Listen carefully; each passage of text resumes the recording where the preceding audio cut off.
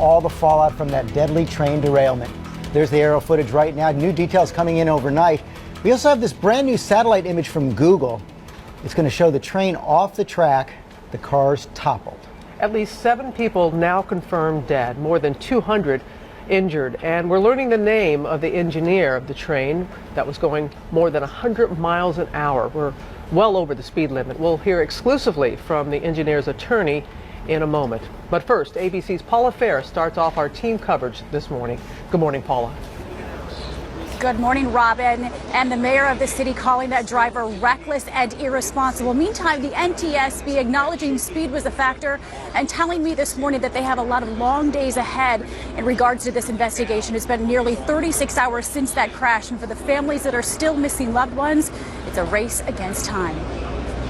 As the desperate search to find missing passengers intensifies this morning, authorities are zeroing in on the speed of the train and this man, 32-year-old train engineer Brandon Bastian, who was driving the train more than 100 miles per hour, even though the speed limit leading up to that curve is only 50 miles an hour. The train was traveling at approximately 106 miles per hour. The NTSB says that speed made the train jump the tracks. The first car twisted into a mangled heap, killing at least 7 passengers, injuring 200. There's people stuck in here, they can't get out. This surveillance video from a nearby business shows the moment train 188 rounds the bend. What looks to be several explosions follow. Officials say Bastian applied the emergency brakes just moments before the accident, decreasing the speed from 106 to 102 miles an hour, but it was too late. He remembers driving the train.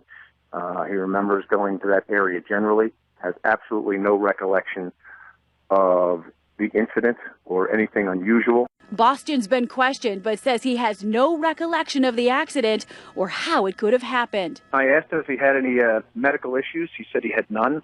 The violent crash injuring 200 passengers and killing 7, including Rachel Jacobs, a tech CEO and mother of a 2-year-old.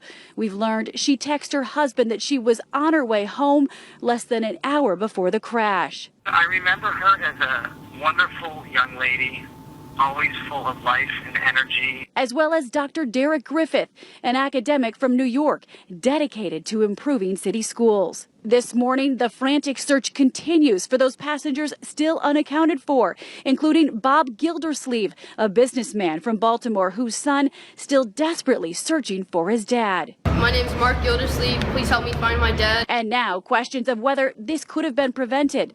There are systems that can limit a train's speed, positive train control, which some rail lines contain, including parts of the Northeast Corridor, but not in this part of the system.